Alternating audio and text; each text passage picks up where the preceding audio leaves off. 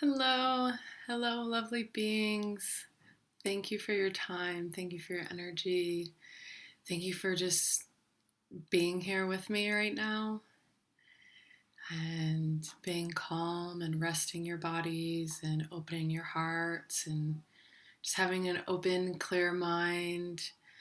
And same with that heart, an open, clear heart to receive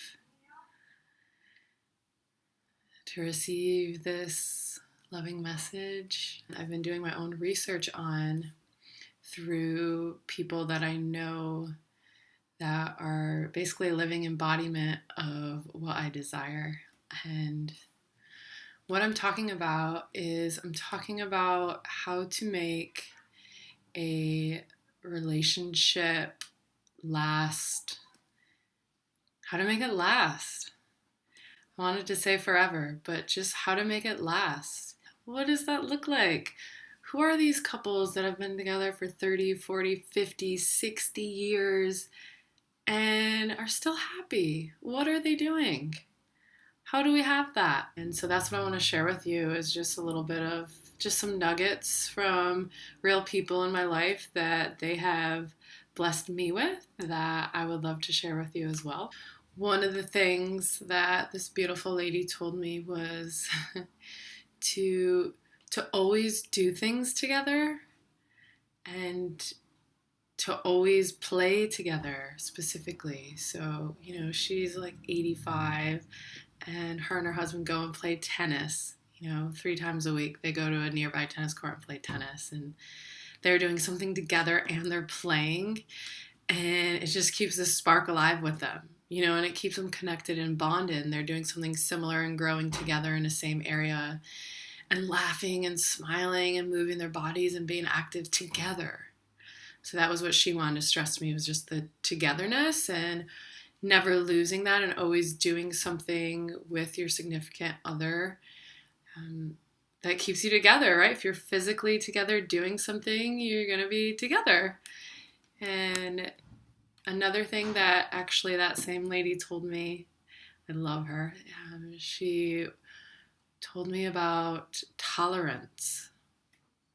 And kind of, the word's kind of a little put offish. It's like, tolerance? Do we want to have to tolerate one another? But I think, if we add some softness to that term and the way we feel about it, and if we just can say in a sense of just being able to tolerate one another and to not be bothered by the other, and to know that they're their own human, their own creature figuring it out in the world, and to allow them to have that acceptance, to receive others as they are, and to not be nitpicking and trying to change, but instead just tolerate one another and not pick fights, not argue, not try to make someone be a different way. So I think that's I like that. That's kind of the direction I'm going with the word tolerate. And while I'm on that sort of a topic, another bit of advice that an older man and lady shared with me, something around tolerating, was that she said she does not wish him to be anything other than what he is at any given moment. So she doesn't ever want him to be doing something else. He's never doing something where she wishes he wasn't. She just loves him being him. And what he said about her was that he said, it's key to find someone that never irritates you. And not that we should be irritating one another, but sometimes a lot of one person can be a little irritating. I mean, it's just the truth. And so what he said was, find someone who doesn't irritate you. He was like, she's the only person that I can stand to be with for more than 3 days and want to actually be with her. I'm not irritated by her presence. So I think that that's more of an energy thing, is to find somebody that your energies just kind of flow and go, and they're not constantly disturbing or bothering your way, they're not irritating, you know? So I love that too. So those two things were to not wish someone to be different, and then to also to be with someone who doesn't irritate you. And if they are irritating you, ask yourself if it's worth the irritation, right? Do you want to be with them forever? Do you always want to get irritated when they do a certain thing? No. So accept and love them for doing that and tolerate it, right? And then something else that, I asked my own parents, and my mom, simple but such valuable words. She said, just make sure that you actually love the other person. I mean, that seems so obvious, right? Well, yeah, you should love them, but like, if you really love someone, you're going to want to make it work. You're going to love them through all the things. That love is going to be the binding force that holds it together, that holds that relationship together. So I think that that's actually very crucial, is to actually love someone, not to settle, not to give in, not to be with someone out of anything other than just love. And then my dad's advice was he told me to never go to bed angry or upset with the other, which I love that. He said no matter what happened throughout the day, when you go down and lay down to bed, you make love, not war, is what he said. And, building off of that, he also said to always sleep naked, which I think that is also, valuable information, to keep the physical beings happy and close and together and loving one another. And, think about if you went to bed angry or upset and facing the other way and just had a wall between you, what is that going to do? As opposed to snuggling up and being love, right? And so I just loved those little bits of advice from my parents. And what else did I want to share with you? I had someone give me this advice, which isn't, I don't really want to say it, but I just want to share it, in that it came from a space of someone who it was an issue in the past, So her advice to me, and this is not a very long lasting relationship, maybe 10 or 15 years, I'm honestly not too sure. That is still actually a pretty good chunk of time. And she was talking about women being with men, and that it's a lot easier if there's money in the relationship. If the man has money, if the woman has money, if there's money flowing to not, so there's no issue around money, right? It's never a struggle or a tug of war about money or an issue. It's just there and abundant, and you're both thriving together. I don't want to focus on the money aspect, but just in reality, I know that it's part of this cycle of life, and it's an amazing tool, and if in the right hands, can just be used to do such beautiful things. And so when you have that together in a relationship, you can do those beautiful things together and create and build and share and give and all those good things. And so that just creates a happy flow between two people. So that's a little extra nugget of gold. Never blame the other person for anything. To take ownership. To go, hey, I did that. I'm sorry. That was my bad. Hey, I did this. I feel owning everything. Taking ownership over your life instead of putting it in the hands and at the, making it someone else's responsibility. It's not. It's up to you, right? It's up to you. So I think that creates a really healthy dynamic when neither beings are blaming, instead taking ownership, and then you have no one being a victim, no one pointing a finger, and there's no fighting, there's no argument, there's nothing to argue about if each person owns who they are and their feelings and their actions, right? And it gives you power. It's amazing. And when the other in the relationship does that, it encourages and inspires you to own up to yourself and your own actions. So it's really good. So just want to add that in there, to take ownership over your life. And it'll definitely help create a beautiful balance and flow. Honestly, with any kind of relationship, whether you're looking for a long-lasting one or not, whether you're looking to have a business relationship, just a friend, a lover, a marriage, whatever it is, to just never blame the other for anything. That's a very healthy thing to do.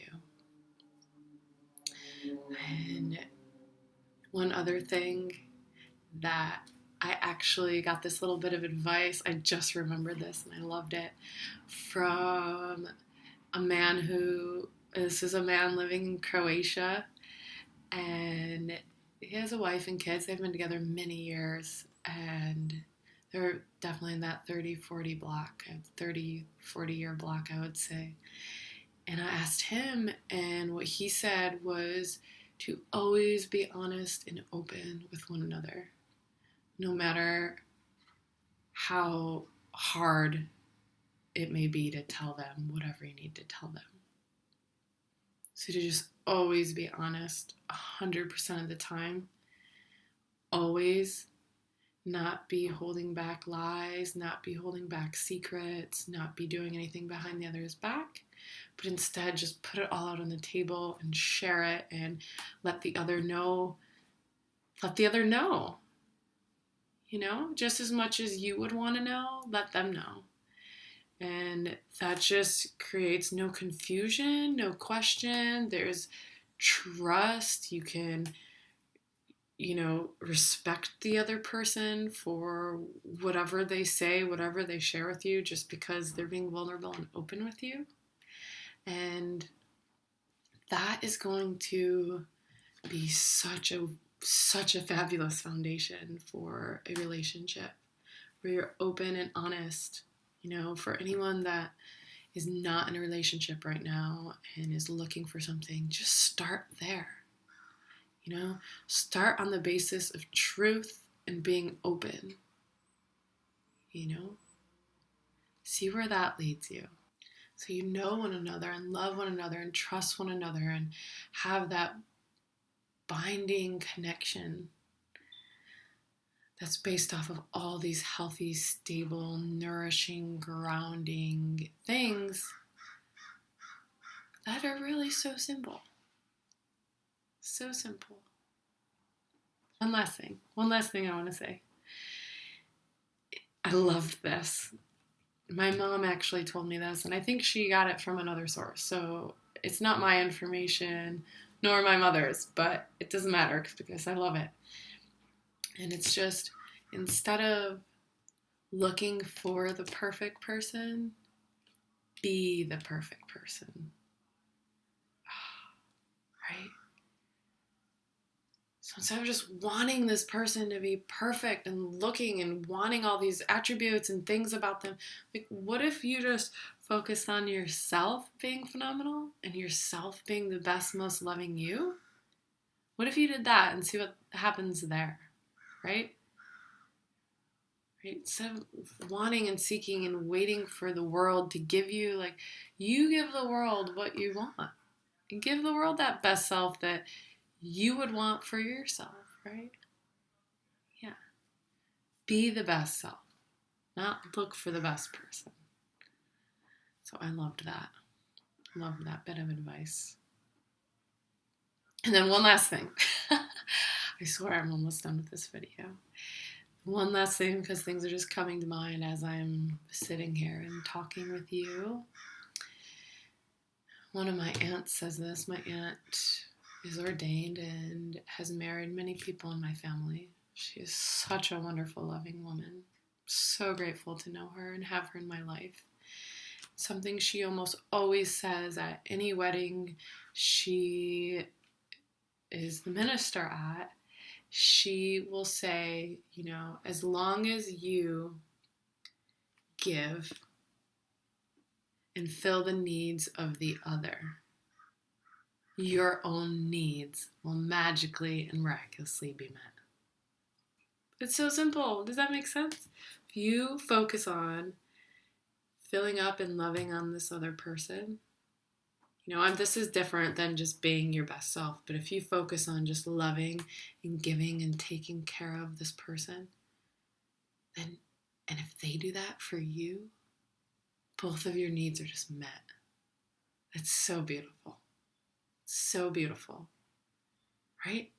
So if you can go into your relationship, if you already have one, if you can go into it being, how can I be the best girlfriend, the best boyfriend, the best soulmate, the best companion, the best teammate, the best business partner, the best daughter, the best sister, the best friend. How can, be exactly what you'd want them to be to you. Give that best self, that best version of you to them, right? And fill them up, give them what they need. And if everyone's doing that, if the other person's doing that back to you, all your needs are met. You're going to be so filled up with love and goodness and feel so good because you gave and then you got to receive. And it's just so beautiful. It's amazing how that works that way. So that's the last little bit of long-lasting advice I want to give to you, is just to give and fill up someone else's bucket. Fill it up with so much love and focus on that. And if they're doing that too, you're going to be one extremely happy, lovable couple. So that's my little bit of love ramble for the day. And I hope that it sits well with you. Take what you need, leave what you don't. Maybe it helps you. Maybe it helps you understand someone, something, a relationship you had. Maybe it gives you insight into how you could improve or how you're already doing amazing in your current relationship. Whatever it does, may you feel the love in this message and the true space that it comes from deep in my soul, my heart. May we all just have peaceful, loving, nourishing, energizing relationships that we are so deserving of. May we all be healed. May we all be at peace. May we all feel loved. May all beings be blessed with happy, healthy, nourishing, abundant, exciting relationships that fill our heart space. I love you all.